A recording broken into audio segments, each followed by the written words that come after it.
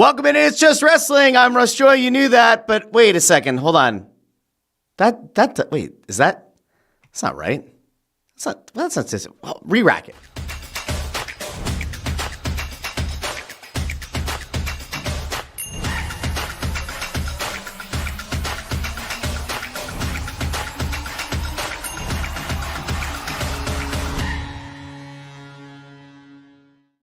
Welcome to the Press Row Show, the number one rated pregame intermission post-game show on the side of the Mississippi South, the Arctic Circle, north of the equator. No, wait, that's not it. What the hell's going on? Wait a second. That's not right either. I feel like that can't be. Is that right?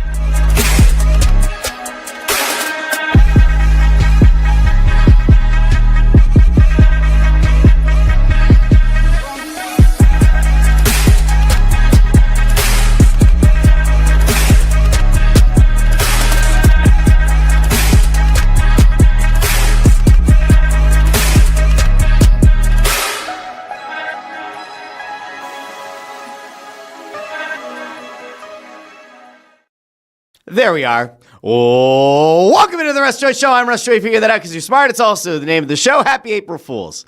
Happy April Fools. I hate having to explain it, but I don't have a lot going on for April Fools today, so here we are. Still trying to have a little bit of fun this morning. Just trying to have a little bit of fun. That silly podcast. All right, that's Torts. I don't need to talk to you today. I don't need to talk to you. I don't need to talk to anybody else. It feels like a long time. Since the last time we spoke on Monday, a lot has happened, and it feels like forever ago since we saw the Sixers light the world on fire. It feels like forever since we were basking in the glow of a win against the Dallas Stars. It feels like it's been 84 years. It's been a long time. But welcome in. We have a lot to get to today. Not a lot of time to do it. It's going to be kind of like a shorter show today, I think. So we've got to dive into that Flyers loss in D.C. We got to talk about that. We have to come around to young Andrew Painter making his debut in the major leagues. Phillies kind of getting back on the right track there. We'll talk about that. But man, I think we actually have to switch things up because I was going to lead with the Flyers, but I've got to lead with the story that came out this morning. And this is part of why things were late. There is a sort of bombshell story that came out on ESPN about Jalen Hurts. Don't worry, he hasn't been arrested. There's no real off the field scandal here, but there's a pretty damning and kind of nasty story brought forth by Tim McManus, and I believe Jeremy Fowler was also part of the reporting about Jalen Hurts and his reluctance to make changes within the offense and being viewed as uncoachable. And oh boy, just when you thought that at some point this shit was going to end, it doesn't end. We're going to get there next. We're going to start with the Flyers. We'll go Flyers, Eagles, Phillies. Okay. Welcome in, by the way. It's Hunzy is here. Says in all caps, the sky is falling, Russell. I don't think it's falling yet. I'm going to tell you why it's not falling. Right? I got to give a shout out to my guy, Alex, because this morning I went to take the kids to their grandparents for the day. And on the way back, I felt moved by the Holy Spirit. I did. It is Holy Thursday. No, tomorrow's Holy Thursday, so we're good, and it's not sacrilege. So I felt moved by the Spirit to stop at Sheetz because Sheetz has the cheapest gas. If you're in my general area where there's that Sheetz and Wawa across the street from each other, you'll know the gas has been around $4.19, give or take, depending on which Wawa you're taking a look at. But that Sheetz and Wawa across from each other, a couple days ago when it was $4.19, at the Sheetz it was only $3.69. Now it's $3.89 this morning. But that's still a considerable savings. So anyway, I run to Sheetz and I go inside because I wanted to get a breakfast burrito, which I did. It is a monstrous behemoth of a burrito that I've not dug into yet, but I will after the show. And then I grabbed a couple of Sheetz coffees. They don't sponsor the show yet, but they should. They definitely should. I don't know what we're doing here, but they should. Anyway, I picked up 2 of their canned coffees. I've not had the black and white yet. So I'm standing in line and I'm waiting for my burrito to come out. And there's this guy, this suave, debonair gentleman. And he looks at me, and I look at him, and he looks at me, and I look at him, and he looks at me, and I look at him. And he says, "Russ Joy?" And I said, "Yes." And he said, I'm Alex. And now why do I know who Alex is? Because Alex is one who may or may not have given me a little bit of insight into when the Sheets was going to be opening in Limerick. So we finally got to meet face-to-face. A lovely chap, a lovely gentleman. And I got to tell you, good peeps in my mind. Now, Alex, maybe can have a word with a couple of the fine folks over at Sheets, maybe the higher up, maybe the Sheets family. Did you know it's a Sheets family? Say, hey, listen, guys, if we're looking to expand into the greater Philadelphia area, it may or may not make sense to bring on a couple of local shows. There's this guy, Russ Joy. He's got a big forehead, a really strong mustache. He's vertically challenged, so he's very non-threatening. Maybe work a little something out there. He'll drink the coffee on air. He'll talk about the food. I don't know. Just throwing it out there. Anyway. You don't have to do that, Alex, because Alex will listen. But very cool. Lovely to meet him. And so I decided that, today is going to be a good day. I started my day with some Sheets. It's going to be a good day. Now, we have a lot to get into. So I'm going to go out to the comments here real quick, and then we're going to dive into Flyers, Eagles, Phillies in that order. No, we are not acknowledging what happened in Miami on Monday night when the Sixers fell to the Heat. I think Embiid and Maxey, did they combine for 17 of 42 from the field or something? It was bad. Let me look. Hold on. I think that was off the top of my head. 17 out of 45. Yeah, they went 17 of 45 from the field. 4 of 15 from beyond the arc. Here's your Sixers minute. Does that loss to the Heat deal them a death knell? No. Does it make things a little bit more annoying? Yes. It actually is kind of a running theme here today. Is unforced errors, right? If the Sixers beat Miami, they put a little bit of distance between themselves and the Heat. They make their playoff journey a little bit less bumpy, right? They have one fewer team breathing as closely down their neck. Just like on Tuesday night, the Flyers went down to D.C. with a chance of a 4-point game. You pick up 2 points, your opposition doesn't gain any ground, and now all of a sudden, you've widened the gap between yourselves and the Caps, who need every win they could get, who entered the night 3 points behind you in the playoff standings. And oh, by the way, not that I like to scoreboard watch, because I largely don't. A bunch of teams in front of you also happened to lose on Tuesday night. All the Flyers had to do was get the job done, or at least go down and pick up a loser point against the Caps, and they failed to do so. So we're going to get there in a second. But I am fair. I am balanced. I am just. Nick Abe says, oh, baby. Says, Russ, can I come stop by Marlton, Chickies, and Pete's and talk to you? Yes, you can. I'd encourage you to do it, Nick. I would. Don't forget, 6 o'clock tonight, Marlton, Chickies, and Pete's, Snow the Goalie Radio. Come on out. Let's talk some puck. Okay. Chris Freed says, I'd say the best April Fool's prank Russ could do is start the episode 5 minutes early. That's pretty funny. Let's see. WAJ says, go North Bay, go. We need our 1C. You might have to spell that out for me like I'm 5. Let's see. Chris Freed says Painter had the better debut as compared to Martone. Well, on a positive note, 2 of the top prospects on 2 of your Philadelphia teams made their debut the same night. That was pretty cool. Legitimately. Very cool. Freed says Sixers are an April Fool's joke 365 days a year. Okay. Chris Mack checks in. Does not like Cam York's play. Says Cam York versus Metropolitan Division. -7 and 19 turnovers. And that doesn't feel great. Nick Abe's here with this little Eagles nugget. So done with the Eagles drama. Well, don't you worry. We're going to get into it here in a second. Joseph DeAngelis says, I like what I saw from Martone last night by the third period. That was a tough physical game last night, and Martone hung in there, given his first game with no practice with the team. I agree. We'll break that down in a second. Nick Savo9 says, I don't think I'm coping, but the Flyers are going to run the wings again tomorrow, and Martone will get his first point. I was impressed with Martone. We'll talk about that shortly. Let's see. It's Hunzy says, worked at Sheets for 6.5 years as a kitchen manager. Wawa equals quality. Sheets equals quantity. Well, 6.5 years has been a large change. I would say that 6.5 years ago, I thought that Wawa's quality was significantly higher than a lot of places, and it's gone down. It's gone down. I don't know if that's true anymore. Landros liked Martone's game. You could see the talent. You could see why the hype is there. Amadeo, still very upset, says we really drafted York over Caulfield. They traded down and passed on Caulfield twice to draft Cam York. Yeah, I remember that. Was Torts right? 610-632-09. You're not listening. Let's see. Fawcett's here in Texas. Hello, Fawcett. Greetings. AJ is here. Says catching one live and in time. Wish me luck with an irate customer. Well, the customer might be irate, but if you bring a little bit of joy into that customer's life, maybe it'll turn your day around. I don't know. Probably not, but maybe. You never know.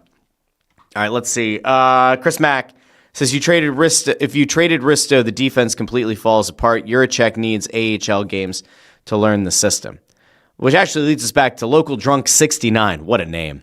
What a name. Local Drunk 69 says not trading Risto at the deadline was a crime.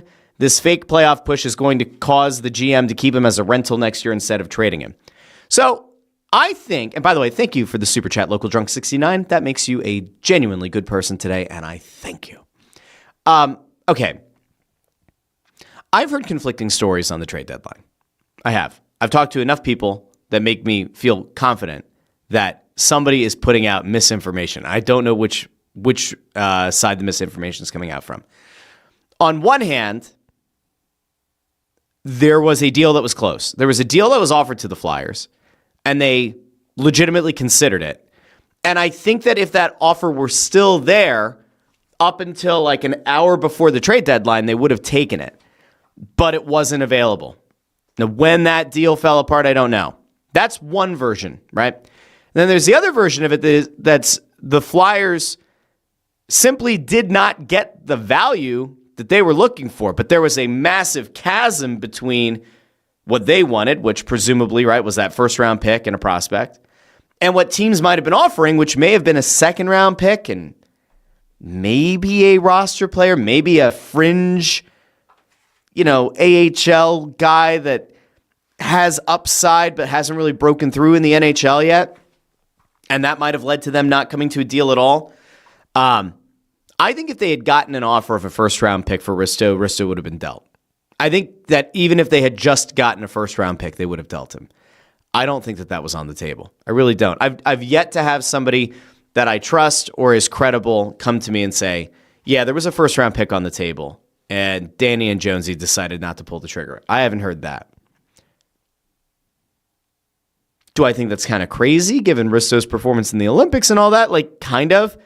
But the concern that I had, right, and the concern that a lot of people had is, well, the health, the injuries. They've been piling up, and like that is a concern.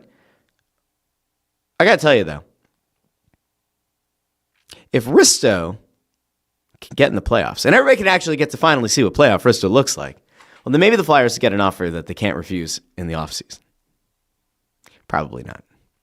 We'll see. Let's see. Ford is here complaining.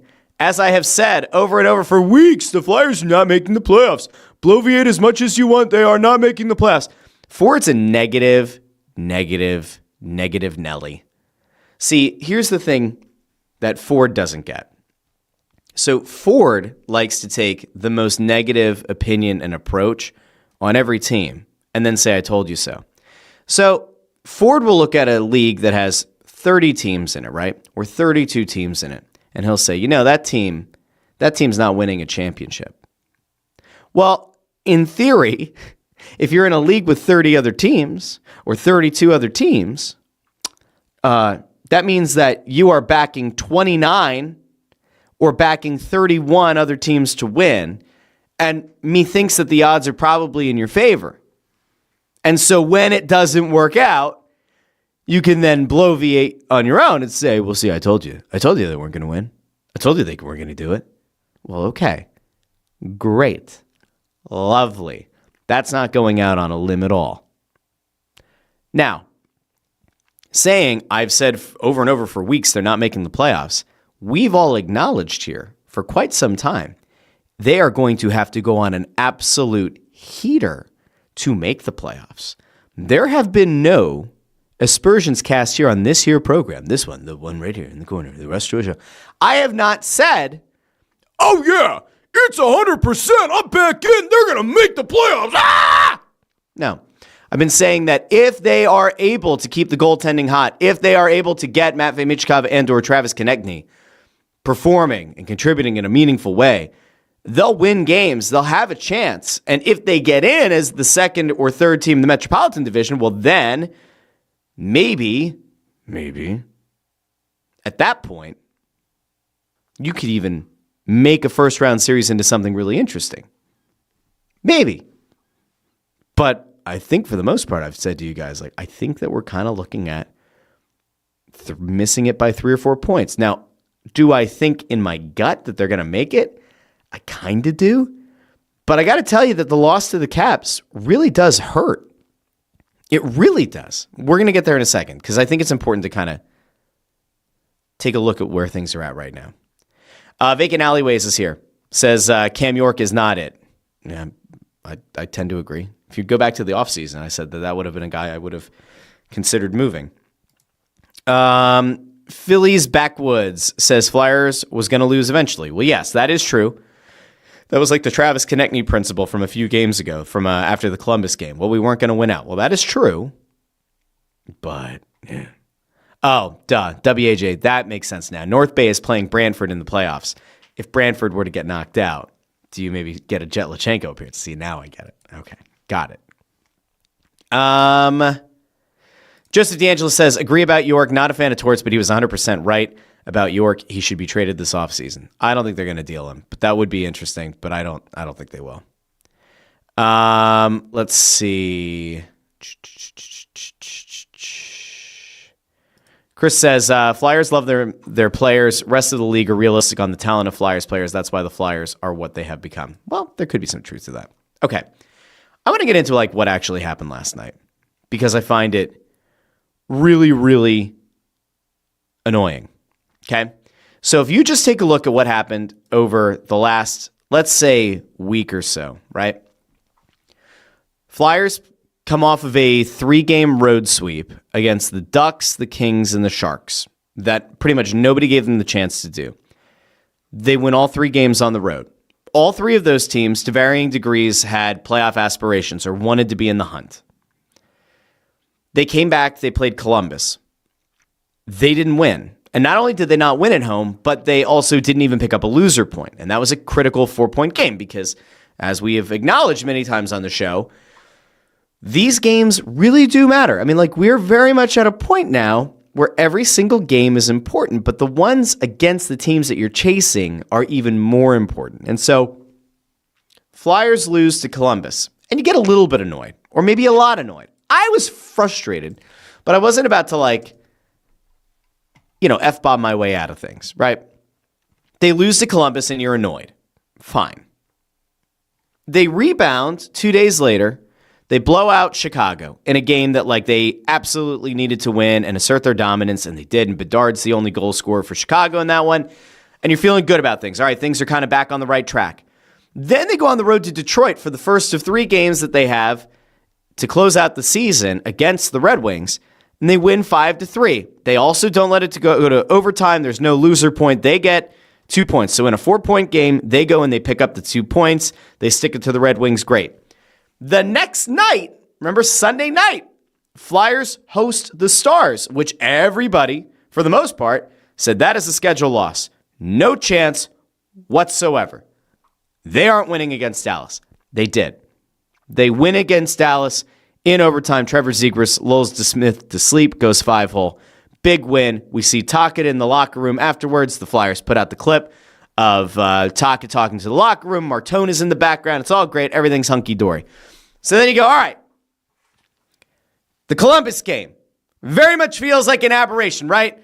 They were 8-1-1 in their last 10 games. You're feeling really great about it. You had this huge momentum beating Dallas at home. Go down to Washington. Beat the Caps. Win that 4-point game. Get this shit done. Right? Put even more distance between yourselves and the Caps. And given that other teams had already lost, make up some ground. Maybe even squeak into a playoff spot. I don't remember how they pretty much lose every tiebreaker. But you're right there. You're knocking on the door. You're practically at the doorstep about to twist the knob and go in, right? And they don't. I mean, this game against the Capitals is concerning on a few levels, right? I'm not going to hyperbolize this. I'm not going to say that the season's over. I'm not going to say that the playoff chase is over. I'm not going to say that any of that, right? But there is a concern that I have about the Flyers' inability to meet the moment in terms of physicality. You know that if you're going to go play DC, and DC is pretty much at a spot right now where they need to win every single game in order to really have a chance to make the playoffs, you know that they are going to be ready to run you through the boards. You know they're going to dump you into your bench, into their bench, wherever. They are going to be physical. They are going to body you, and you need to be ready to meet the moment. The Flyers weren't ready. They just weren't. They had moments in this game where they stood up. They had moments in this game where Jean Couturier laid a big hit. They had moments in this game where Garnet Hathaway actually showed some pretty good composure late in the game to stand up for one of his teammates but not get an instigation call, right? But Washington just felt like a team that has had more playoff success because they have, and has more veterans that have kind of gone deeper in the playoffs because they do. And that team was ready to get on it early, to out-physical you, to bully you, and to eventually skate away with 2 points in a must-have game for them because they not only are trying to chase after a playoff spot, but they have a bunch of teams to hurdle, and you, the Philadelphia Flyers, happen to be one of them. And so it's a really tricky spot for the Flyers to be in. And I have to tell you that, like, the disappointment that I felt was largely just because I thought that they were going to be able to ride this momentum in a much bigger way. I honestly thought that the Flyers were going to end up in a spot where not that they were going to get on Washington early and assert dominance, but I really thought this was going to be a lower scoring game. Dan Vladar has spent this entire season playing like a bona fide number one stud. He didn't have a great game. There is no covering that up. If you're out there right now and you're saying to yourself, hey, don't be so hard on Vladar, everybody gets one, on a basic level, I agree. But have that game against an out-of-conference team. Don't have that game against a team that you are actively trying to distance yourself from. And so he had, to me, a frustrating game, a disappointing game, something that, like, I honestly think that we all should expect better of Dan Vladar at this point. But it is what it is. It's over. It's done. It's dusted. It's finished. Now, they didn't play a great game in front of him. There were defensive lapses galore in this one. And again, you walk away from a game and you look at the final stat sheet and you go, all right, goal scorers, right? You scored 4 goals. Christian Dvorak had a goal and an assist. Great. Travis Sanheim had a goal and an assist. Great. Carl Grundstrom, who a lot of people thought was going to come out, I honestly thought was going to be the guy to come out of the lineup, not Alex Pump. He scores a goal. Denver Barkey scores a goal. Who did I not note? Travis Konechny, 2 assists, but no goals. Matvei Michkov, no points on the night. I mean, I keep saying a lot of the same things, but like they're true. This team cannot go far in the playoffs, right? This team can't even make the playoffs. This team can't go far in this hunt over the last 8 games or so if you're not getting Travis Konechny and or Matvei Michkov lighting the lamp. It won't work. You don't have enough firepower. A game like this one against Washington, you need Travis Konechny to make the most of one of his opportunities. You need a Michkov to be able to generate, create, make something happen. Michkov had some really nice moments in this game. There's a pass from behind the net that kind of stands out to Porter Martone, who was crashing the net at every given opportunity. And like, listen, you're probably a few inches away a couple of times from Michkov having a couple of assists in this one. But again, he's one of your most creative players and a guy that you actually know can put the puck in the back of the net. Konechny is supposed to be a guy, excuse me, who can put the puck in the back of the net. Their inability to do so on Tuesday night was pretty bad, like pretty critical. And I think that ultimately it's going to be something that'll make or break this playoff hunt. I just don't see a scenario where you're going to get enough scoring from the rest of the crew that you'll win enough games to be able to make this push. Now, I could be wrong, but I'm like mostly sure that I'm right.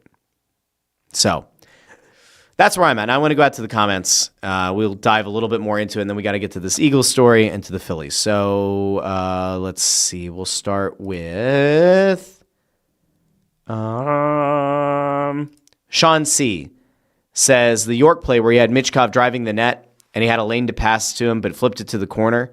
That was it for me. Move on in the summer. That was a pretty bad moment. And if you turn up the volume on that play, you hear somebody yell at him, "What the fuck are you doing?" I don't know who it was. I can't imagine that was young Matvei Mitchkov. But yeah, not a great moment. Not a great moment for Cam York. It wasn't a good game for him. I'll tell you, Risto actually did have a good game. I know that a lot of times people like to clown on Risto. Sometimes we make little jokes here and there, but like Risto had a really good game for this team last night. York did not. Chris Freed says the only reason the Flyers are even in the playoffs chase is because of gimmick points. 40 out of 86 points are from the loser point or an OT win. They don't ask how, though. They ask how many. Nick Abe asks, how mad would you be if the Panthers get a top 5 pick? I wouldn't say I'd be mad. I mean, they're doing what they're supposed to do, and they are tanking. Make no mistake, Florida is tanking. So every time somebody comes back to you and says, you can't tank in the NHL, teams don't like that, blah, blah, blah. Well, Florida's tanking.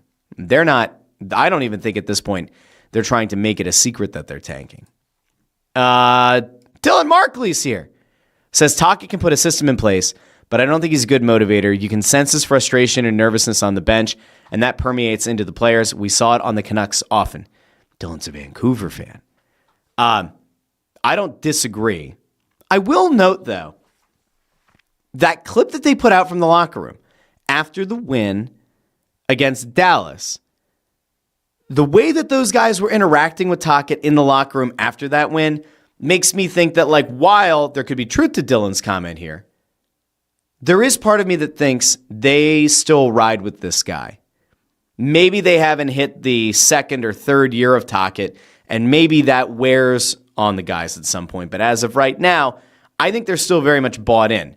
Now, when you look at him on the bench, when the camera pans him, you definitely can tell when he's frustrated. You can definitely tell when he's nervous. And remember, like he's kind of alluded to the fact that there have been some moments where the guys look nervous, and you do kind of wonder, like, if they're feeding off of him and he looks nervous, well then, does that permeate and does that lead to the nervousness among the players? Joseph DeAngelis checks in on the true 1C Jet Luchenko. Brantford has scored 16 goals in 3 playoff games so far. Luchenko has 0 points and a dead even plus minus. Yeah, remember when we were told by some people that Luchenko was going to really start racking up the points when he played for a better team? Mm-hmm. Yeah, no. The only thing that you can hope is that Jet Luchenko gets to the AHL next year, and by virtue of him playing with older players, better players, whatever, that Luchenko's vision and speed and strength and everything, they just play really well off of one another, and he just is this massive beneficiary of playing with a more experienced group of guys, and he does rack up the points. And then he gets to the NHL and does the same thing. To me, he's not an impact player. He might be a guy who can facilitate, and ultimately, like, that will be useful. But yeah, I don't see it. I don't see it at all. Let's see. WAJ had a there's like a whole thing going back and forth about York right now. All right, so Griffin says, I thought the point of playing big games was so the young players get experience, but let's play 30-plus-year-olds in those games. So I don't fundamentally disagree with this, right? Like, I think that Bump should have been in the lineup. I don't know if it's, for, is it for Grunstrom? Is it for somebody else? I honestly would have rather, and I know that the fourth line's played well, but like, I don't give a shit about the fourth line. I'd be fine saying, Bump is going to go play on the fourth line and stay in these games and be available, right? Because you eventually do kind of jostle the lineups. Like, I would have liked to have seen Bump remain in the lineup. But yeah, not great. All right, so that's where we're at right now. Flyers, as things stand right now, It's a somewhat frustrating position they find themselves in, and yet there is still hope. That's the kind of game that, like, you don't want to see them lose. But as things stand right now, we'll do this one time. We're going to do it one time, and we're going to do it very briefly. We're going to do it so briefly, you wouldn't even believe how brief it is. They're going to say, wow, I can't believe how brief this was. It's incredible. You've never seen anything quite like it, believe me. All right, let's pull it up here on the screen real quick. Here is where the playoff standings are at. As of April 1st, the year of our Lord 2026, here's the Metropolitan. Here is the wild card. Flyers, 74 games played, 86 points. That has them dead even with Detroit and Ottawa, both of whom also have 86 points in 74 games played. The Flyers do still have one game in hand on the Columbus Blue Jackets, who occupy the second wild card spot. They do still have one game in hand on the Pittsburgh Penguins, who have the second spot in the Metropolitan. They have 2 games in hand on the Islanders, who occupy the third spot in the Metropolitan Division. As I have said a million times, and I will continue to say, I am not looking at that wild card. I am looking at that third spot in the Metropolitan Division. If you want to make the playoffs and have a chance of making the first round interesting, that is where it has to happen. So I've got eyes on the Islanders, baby. If everything were to just play out, right? Flyers pick up 2 wins in those 2 games that they have in hand on the Islanders, and guess what? Your Flyers would be in ahead of the Islanders. So we'll see. We'll see what happens. But yeah, they pretty much lose every tiebreaker. The crazy thing, right? I mean, like, if you look at the regulation wins, this is where stuff is insane. Flyers only have 23 regulation wins. So to the person's point from before that they have a lot of loser points and a lot of wins in overtime and shootouts, like, they're right. 23 regulation wins is paltry. Okay, now, I want to get out to what happened today. There was a story that broke from Tim McManus and Jeremy Fowler over with ESPN. And I know that there are people like Chase Daniel this morning who accomplished nothing in the league who are trying to jump all over this story because Chase Daniel is a certified dolt. But we are going to take a look at a couple of the comments that came out of the story. So a lot of team sources were spoken to. They were granted anonymity, so you're not going to get anybody on record talking smack on Jalen Hurts, but like some of the quotes aren't great. We'll start here. So in the midst of the story, this comes out.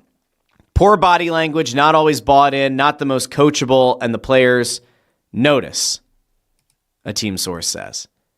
And then there's this block from the story itself. I'm going to take the comments down for a sec. Close observers point to a lack of creativity and synergy in the Eagles' attack.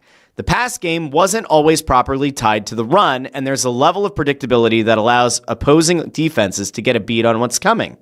Though there is plenty of blame to spread, Hurts has had his hand in the offense becoming calcified, according to several team sources who spoke to ESPN on the condition of anonymity. He has pushed back on changes that would diversify the scheme, sources said, including when it comes to him going under center more. He has shown a reluctance to let it rip at times, particularly against zone coverage. He diverts from the game plan and changes play calls to what some feel is an excessive degree.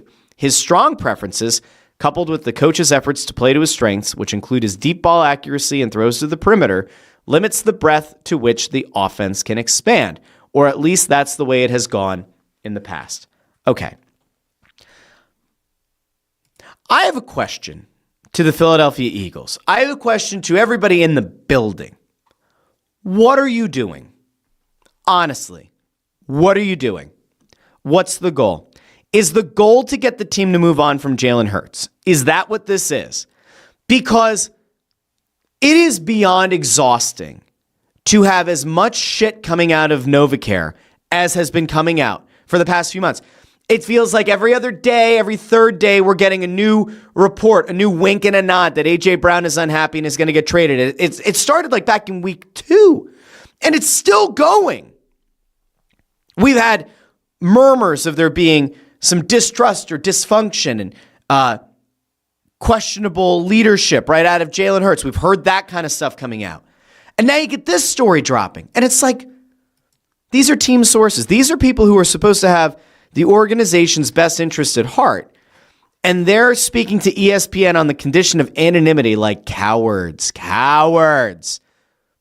about the guy who led the team to a Super Bowl. Now, maybe Jalen Hurts is not coachable.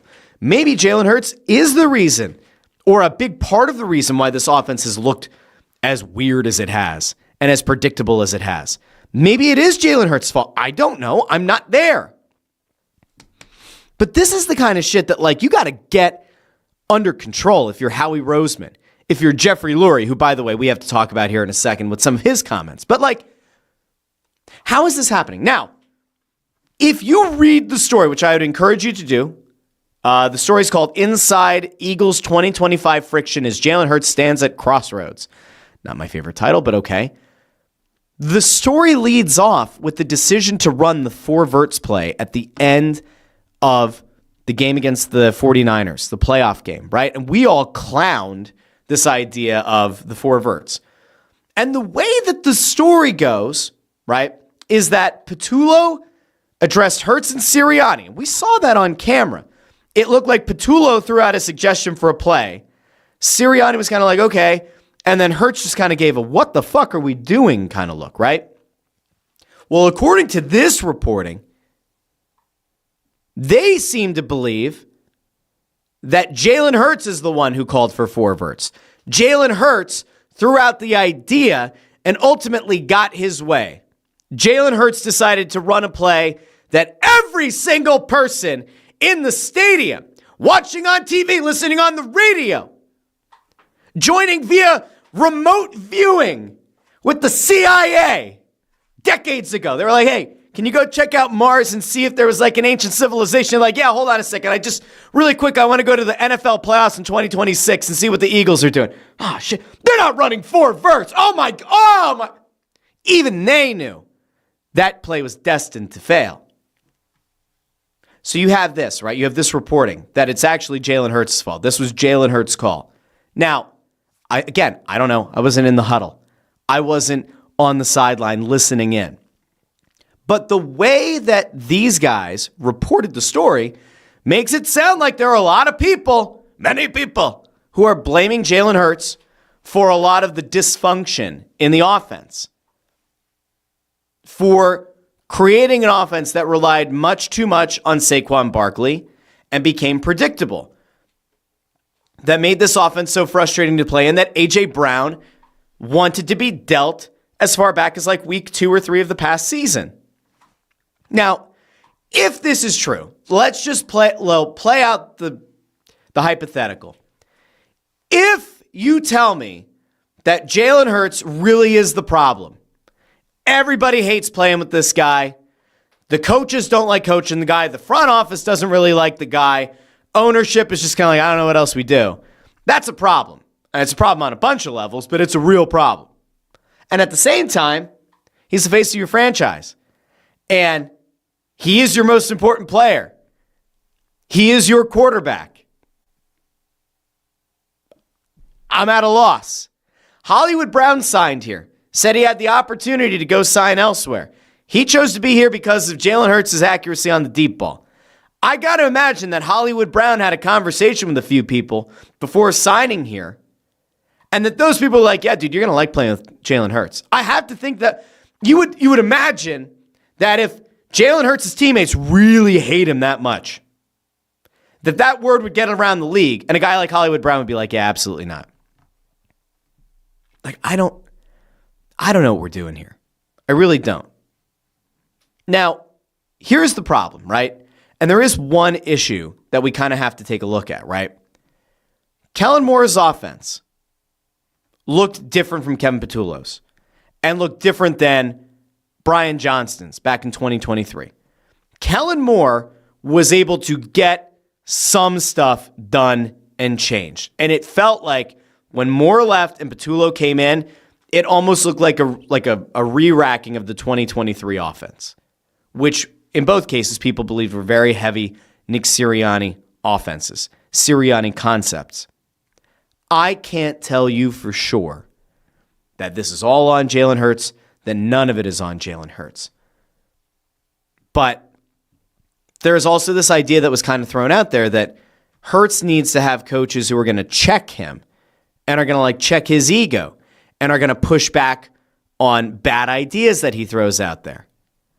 And ESPN even claimed they interviewed more than a dozen sources to try to figure out what happened last year. You've got more than 12 people within the organization, more than 12 people within the organization who were happy to jump through hoops with a condition of anonymity to shit talk your starting quarterback. That to me is a concern. Like, whether it's true or not, the fact that you have that many people who are like raring and ready to go after the guy who won you a Super Bowl and got you to another, like, that's the guy that really? Okay. MJ Bruno, by the way, says Diana Rossini's out there somewhere really pissed off that she didn't report this. Correct. Okay. I'm like, I got to be honest, I'm a little bit sad. I'm a little bit sad that this is happening. Havokin says, Russ, are you sure AJ Brown wasn't talking to ESPN? Maybe he was. Joe DeAngelis says, here in Boston, the narrative is AJ's coming to the Patriots to play for Vrabel. Again, maybe he will. I don't know. At this point, nothing will surprise me. You know what did surprise me, though? I'm going to give you one thing that did surprise me. How the fuck does Jeffrey Lurie not have a better grasp on the situation and a better way to address questions about A.J. Brown and A.J. Brown's future with the team? Like, legitimately. After an offseason where we have seen Howie Roseman and Nick Sirianni both put their foot in their proverbial mouths, Jeffrey Lurie is asked by the media about A.J. Brown and the trade talks. This is the best the owner could do. The trade talk speculation has not subsided. Yeah. That would require a sign off from you, I would imagine. Where are you with that? As we kept saying, AJ's an Eagle, and he's definitely, I just will say this. Before you just say this, maybe, Jeffrey, here's just an idea. I'm just throwing an idea out there because I'm a crazy guy. I'm a little bit loopy. Here's an idea. If you don't want to feed the rumors that your team is actively trying to trade A.J. Brown, here's perhaps what you should say.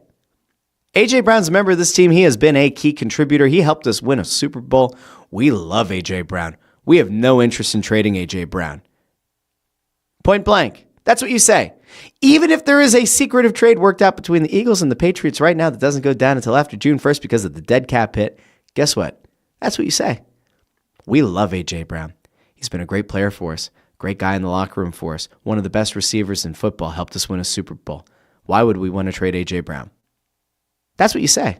Whether you mean it or not doesn't really matter. All right, but let's actually get to what Jeffrey Lurie did actually have to say. Devontae and AJ, two great receivers and also great teammates. I just want to say that these two are. Why are we looping why are we lumping those two together? We know Devontae's great. Okay.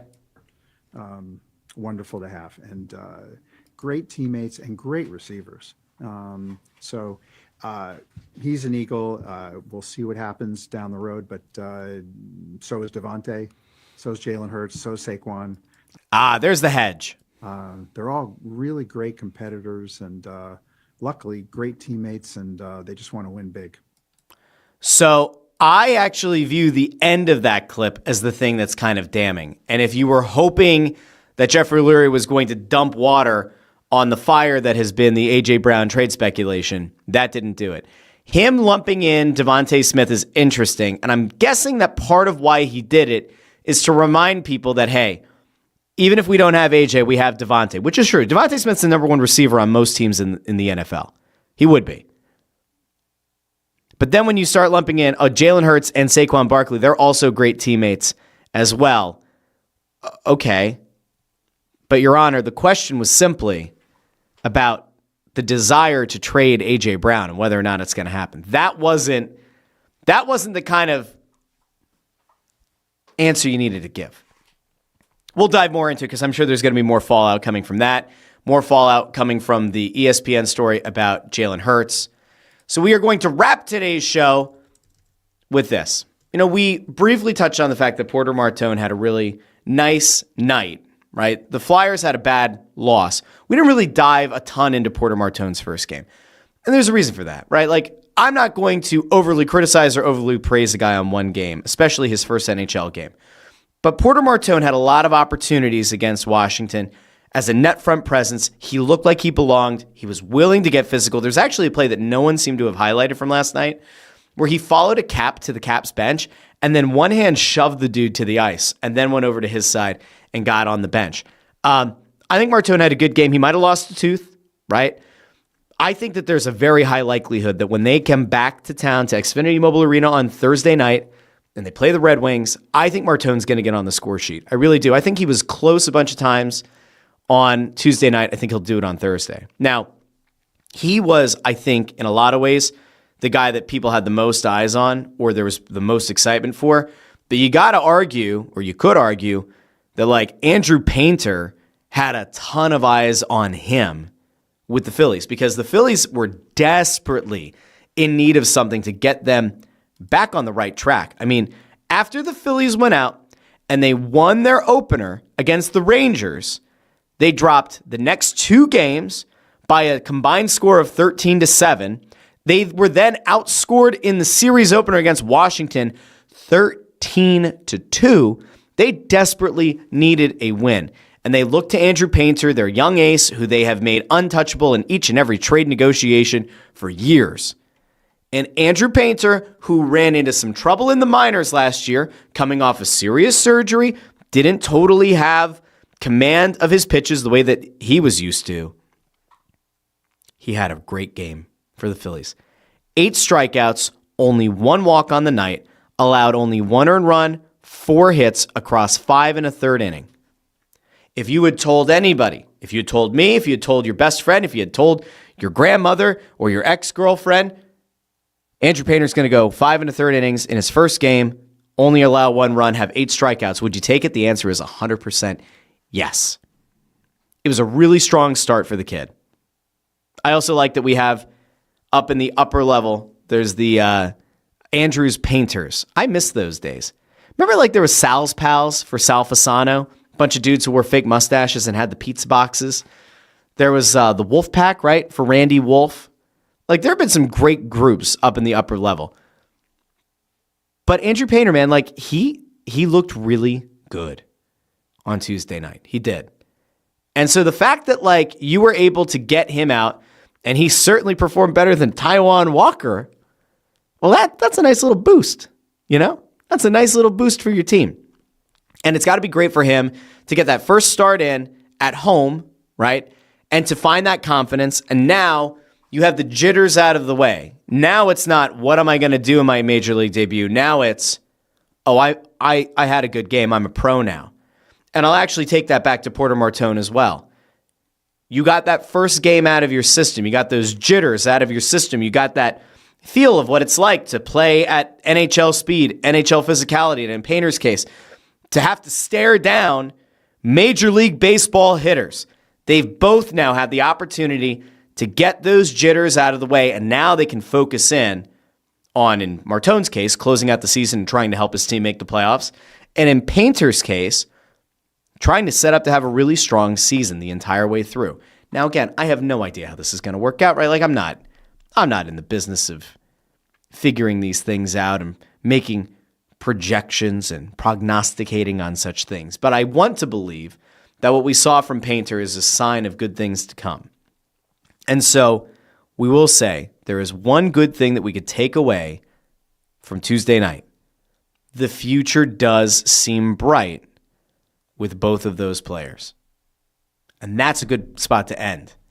And certainly not on whatever has been happening with Bryce Harper, who largely looks totally lost at the plate. That's for another day. All right, so don't forget, I will be back tonight with the Snow the Goalie crew. Will be at Chickies and Pete's in Marlton, 6 o'clock start for Snow the Goalie Radio. Tune in there.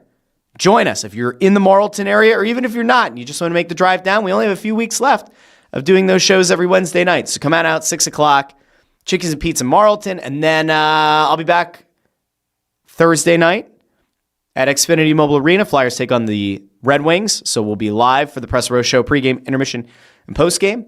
And then on Friday, I'll be back here on the Russ Joy Show. So, hey, do me a favor if you haven't done so already. Like the video, share the video, and subscribe. Those are all important things to do. You can find this in podcast feed over on Apple Podcasts, Spotify, Pandora, Amazon Music, wherever you get your podcasts. And as if that weren't enough, you can also find clips of this show on TikTok, YouTube, Instagram, Facebook. Hit those with a like. And if you don't follow those accounts, jump on that. Like, what are you waiting for? I'm going to go do some work meetings now, and I'm going to enjoy my Sheets black and white coffee and a nice little Sheets burrito. It's not little. It's a. Listen to this. Let's do that. That's a big burrito. Gonna enjoy that. I hope you all enjoy your day. Have a wonderful Wednesday. I'll talk to you on a fantastic Friday. Until then, this has been the Russ Joy Show, and I've been Russ Joy, but you knew that already because you're smart, and it's also the name of the show. Have a great day, everybody. I'll talk to each and every one of you very, very soon. Bye now.